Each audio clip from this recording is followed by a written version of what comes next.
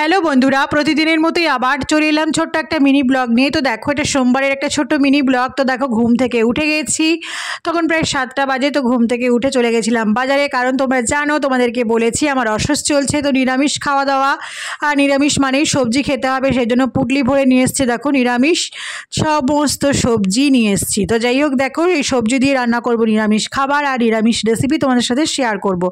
Recipe মানে খাবার থালি তোমাদের সাথে শেয়ার করব। তো দেখো, তারপরে খিদে পেয়ে গিয়েছিলো, তাই একটুখানি খাবার খেয়ে নিলাম। ব্রেকফাস্টে ভাবলাম কি খাই, তাই জন্য ভাবলাম যে স্মুদিই খাই। তো দেখো, এটা খুব সহজে হয়ে যায়, তো সেই জন্য ভাবলাম এটাই করে নিই। তো দেখো, দুধ, কলা আর চিয়া সিড ভিজানো ছিল, তো সেটা দিয়ে আর একটুখানি দেখো ওটসটাকে ভাজা ভাজা করে নিয়ে সেটা একটুখানি স্মুদি করে নিয়েছি। তো তোমাদের কার কার খেতে ভালো লাগে অবশ্যই কমেন্ট করে জানিও। আর দেখো, যে সবজিগুলো নিয়ে এসেছি তার থেকে কিছু সবজি নিয়ে দেখো রান্না শুরু করে দিয়েছি, কারণ সোমবার বুঝতেই পারছো, তো ছেলেকে নিয়ে স্কুলে যেতে হবে। তো দেখো, পনিরও রান্না করব আজকে। তো পনির আলুর তরকারি করব, আর করব দেখো উচ্ছে সেদ্ধ।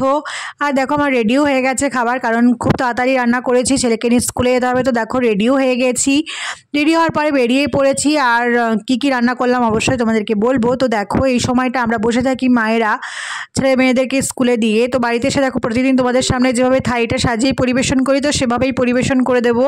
তো দেখো, রান্না করেছিলাম সাদা ভাত, আর একটা চচ্চড়ি করেছিলাম, কুমড়ো পুঁই শাক আলু চচ্চড়ি, আর পনির আলুর তরকারি করেছিলাম, আর দেখো চাটনি।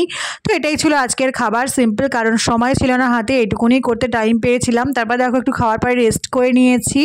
তো সন্ধ্যাবেলা 7:30টা বাজে, তো তখন দেখো একটু চা খেতে বসেছি। আর আমার ছেলের অবস্থা দেখো, তোমাদের বাড়ির ছোটো সদস্যরা এরকম করে অবশ্যই কমেন্ট করে জানিও। আমার ছেলে তো ফোন ছাড়া মানে খেতেও চায় না। দেখো, একটুখানি পড়াশুনো করতে বলছি, তা বলছে পড়বো না, কারণ ওর স্কুলে ছুটি পড়ার মুখে, তো পুজোর ছুটি পড়বে, তো তেমন হোমওয়ার্ক নেই, সেই জন্য ওর আর ইচ্ছাও করছে না পড়তে। তো যাই হোক, দেখো ঠাম্মি এসেছিলো, তো এই ড্রেসটা দিয়ে গেছে।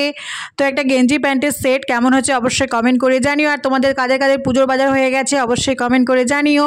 আর পুজো তো এসেই গেছে, আর এখন বাজারে প্রচুর ভিড়। তোমরা যারা যারা পুজোর বাজার করনি তারা অবশ্যই ঝটপট করে নাও।